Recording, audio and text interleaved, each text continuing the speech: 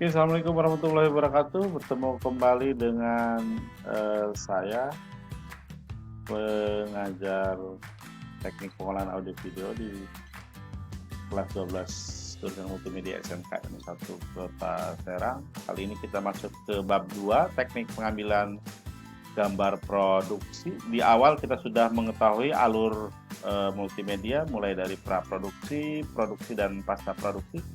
Kita masuk ke inti pengambilan gambar. Nanti ini teman-teman bisa mempraktekannya untuk kebutuhan pembuatan film. Saya kira di awal kita sudah bicara soal teknis, teoritis maksud saya, tentang bagaimana mempersiapkan pembuatan film mulai dari pencarian ide begitu sehingga sampai ke produksi, pembuatan dan pasca produksi. Namun untuk pasca produksi nanti kita bicara di akhir. Kita masuk ke bab 2, teknik pengambilan gambar produksi, teman-teman sekalian. Kita langsung saja. Tujuan pembelajaran di sini ada 9, ya, ada 9. Yang pertama, teman-teman bisa membedakan jenis-jenis kamera. Yang kedua, bisa menjelaskan sudut pengambilan gambar, ukuran gambar, gerakan kamera, dan gerakan objek. Selain secara teoritis, teman-teman bisa menjelaskan, menyebutkan, menganalisis, dan lain sebagainya. Teman-teman juga bisa mendemonstrasikan. Jadi, secara teori dan praktek bisa kalian mahir atau berkompeten untuk melakukannya. Teknik pengambilan gambar produksi. Ini ada gambar orang sedang mengambil gambar. Ini ada pengambilan gambar untuk sebuah film. Apa itu film? Film merupakan hasil karya seni yang berasal dari perpaduan banyak unsur, suara, gambar, dan gerak. Saya kira ini teman-teman sudah paham betul orang multimedia. Teknik pengambilan gambar masuk. Jenis kamera, saya kira ini sudah kita bahas di awal. Di 10 pertemuan ini saya sudah mengirim file atau PowerPoint tentang jenis kamera ini. Ada kamera foto, still, ini difungsikan untuk gambar-gambar yang tidak bergerak, begitu. Yang kedua kamera film, ini untuk yang bergerak, disebut dengan still motion. Kalau tadi still single picture, sambil satu gambar. Kalau ini sudah bisa mengambil gambar yang bergerak atau motion. Yang kedua, kamera video fotografi. Ini sama persis seperti kamera film, namun bedanya adalah di bahan baku berupa kaset video. Jadi ada ada kaset begitu kalau di kamera video atau video fotografi untuk menyimpan data begitu ya. Oke, selanjutnya teknik pengambilan gambar. Ini yang saya tadi bilang, teman-teman secara teori dan praktek bisa mengambil sudut pengambilan gambar atau kamera angle. Yang kedua, ukuran gambar atau frame size. Yang ketiga, gerakan kamera, moving kamera. Dan yang keempat adalah moving object. Nah, saya fokuskan untuk dua ini dulu untuk sementara. Bisa mengambil angle dan frame, ya, frame size, ukuran gambar. Oke, kita lihat teorinya. Sudut pengambilan gambar. Ada bird eye view. Nah, ini dilakukan dari atas, dari ketinggian tertentu, sehingga memperlihatkan lingkungan yang sedemikian luas. Lebih luas dibanding dengan high angle. Kalau high angle tertuju pada satu objek, gitu ya.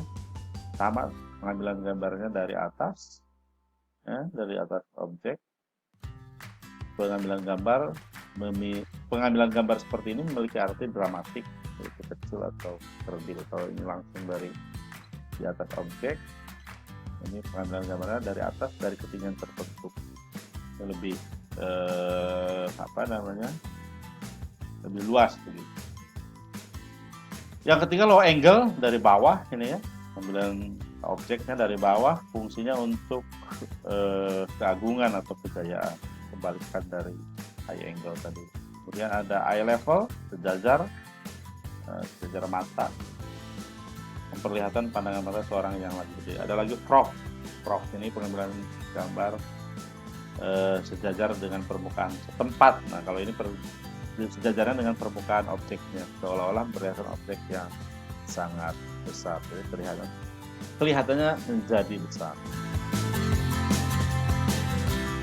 Nah, ini komposisi dan kamera angle. Nah, kalau yang ini nanti kita bicara di slide berikutnya. Ukuran gambar ada extreme close up. Saya kira teman-teman di multimedia tidak terlalu bingung dengan teori ini. Ada yang disebut dengan big close up. Kalau ini ekstrim, menampilan bagian tertentu ya. Kalau mata berarti mata sebelah mana, kanan atau kiri, atau mata yang tertentu ya. Apa bola matanya, atau hanya bagian yang putihnya, atau yang artinya lebih ekstrim, lebih besar ya. Kalau big close up sama pengambilan gambarnya big close up, ini pengambilan gambar hanya sebatas kepala hingga dagu. Oh ya, berbeda. Kalau ini lebih lebar, lebih luas daripada yang tadi. Kalau ini ada batasan dari kepala hingga dagu, fungsinya untuk menonjolkan ekspresi. Ada lagi close up. Nah, close up ini dari ujung kepala hingga leher. Fungsinya untuk memberi gambaran jelas terhadap objek. Ada medium close up, medium namanya juga medium, diambil sebatas ujung kepala hingga dada. Oke. Ada lagi mid shoot, ini sebatas kepala hingga pinggang. Ada knee shoot, knee-nya adalah lutut, dari kepala hingga lutut. Ada lagi full shoot, penuh objek dari kepala hingga kaki. Kalau ini full. Ada lagi long shoot, nah lebih luas, yaitu pengambilan gambar lebih luas daripada full shoot kalau tadi sampai kaki. Kalau ini berarti kelihatan lingkungan di sekitar objek tersebut. Ada lagi yang extreme long shoot, pengambilan gambar melebihi long shoot, lebih besar lagi, ini menampilkan lingkungan si objek secara utuh.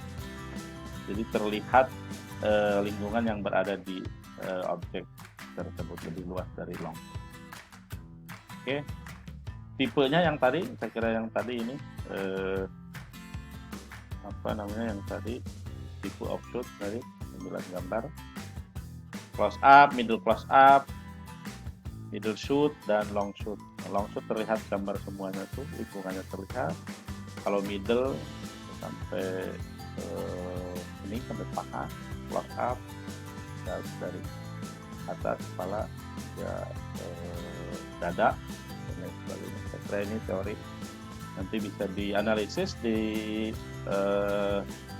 dicari contoh-contoh lain selain ini. Bisa browsing di Google atau di YouTube. Jadi saya tugaskan di akhir. Ada lagi one shoot, two shoot, three shoot, dan group shoot. Ini fokus pada objek 1, 2, 3 objek, dan grup banyak. Nih pengambilan gambar kumpulan objek. Fungsinya untuk memperhatikan sekelompok orang dalam melakukan suatu aktivitas.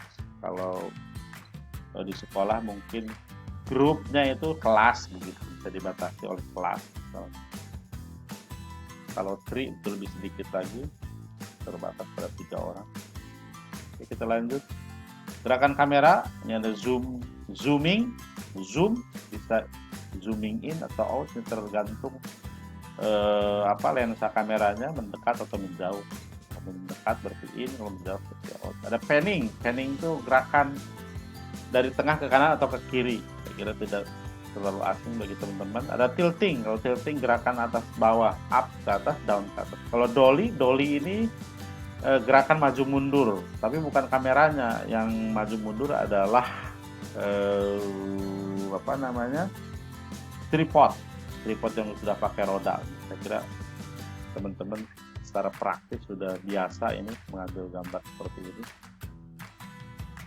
Bagi yang profesional sudah biasa dipanggil gitu untuk pernikahan atau untuk bikin konten iklan atau film, iklan lain masyarakat dan lain. Saya kira istilah-istilah di gerakan kamera ini sudah tidak asing. Oke, ada lagi follow. Follow bedanya dengan yang tadi, kalau follow kameranya ini ya, seperti objek kamera yang searah. Framing sama, gerakan untuk objek masuk dan keluar. Padding menggantikan gambar satu dengan yang lainnya. Ada in, ada out, gambar masuk, gambar keluar. Ada lagi crane shoot, gambar kamera yang dipasang pada alat bantu mesin beroda dan bergerak sendiri bersama kameramen, baik mendekati maupun menjauhi objek. Saya kira ini bisa dilakukan dalam kebutuhan film-film ya, film-film besar gitu, film-film kolosal apalagi ya, film yang sudah profesional, sudah memakai crane shoot. Oke, ini ilustrasi untuk kamera movement, pergerakan kamera yang tadi ya, pergerakan kamera, ada panning track right kanan dan left kiri. Ini tilting up ke kanan dan ke kiri. Saya kira tidak terlalu asing. Gerakan objek, ada sejajar, moving objek, ada yang sejajar, ada walking juga, ada yang in, ada yang mendekat atau menjauh. Ada yang hal penting nih di dalam teknik pengambilan gambar, ada elemen penting. Yang pertama adalah motivasi, latar belakang, ada informasi, menginformasikan apa, ada komposisi tentu saja, suara, sudah pasti, sudut kamera harus ada angle-nya ya. Kalau tidak ada angle-nya, gambarnya monoton, orang yang melihatnya jenuh, tidak ada dinamika. Ada yang jelas, yang terakhir ada kontinuitas nih. Ada keberlangsungan, jadi gambar satu dengan gambar yang lain tidak mati, ada kontinuitas. Ini penting nih bagi orang-orang yang mau mengambil gambar. Dalam teknik pengambilan gambar ini perlu diperhatikan kontinuitas, jadi gambar itu tidak mati, tidak ada juntrungannya begitu, harus bersambung, ada kontinuitas, ada sudut kamera, ada angle, ada suara itu saja. Karena kalau ada gambar tapi tidak ada suara, saya kira susah juga, kita tidak enak melihat film tanpa suara, tidak kaya begitu, tidak ada feel-nya, tidak dapat. Oke, ada tugasnya adalah mempraktekkan teknik kamera angle dan frame size, kemudian kirim hasilnya ke Google Classroom. Teman-teman, nanti saya tugaskan untuk mengambil gambar pada kategori kamera angle yang tadi ada beberapa macam, dan ada frame size, ada ukurannya, ada zoom, ada close up, medium close up, dan lain sebagainya. Nanti hasilnya teman-teman bisa dikumpulkan di Google Classroom. Nanti saya kasih ruangnya untuk mengumpulkan tugas-tugas teman-teman kalian. Saya kira itu untuk pertemuan hari ini, pertemuan pagi ini dalam daring. Saya kira teman-teman bisa melaksanakannya, dan saya kira sudah biasa lah dari teman-teman bersahabat dengan kamera, tidak terlalu susah. Tapi yang jelas saya mau gambar yang teman-teman ini adalah objeknya, bisa teman kalian atau bisa yang teman kalian jadi objek atau kalian yang jadi objek, kita bisa dipilih itu. Terima kasih. Assalamualaikum warahmatullahi wabarakatuh. Selamat berjumpa kembali di pembelajaran berikutnya. Ada tetap semangat belajar. Kalau ada yang tidak mengerti, silahkan didiskusikan di forum Google Classroom. Kita bisa berdiskusi bersama-sama. Terima kasih. Mohon maaf atas segala kekurangan. Selamat bertemu kembali. Aduh.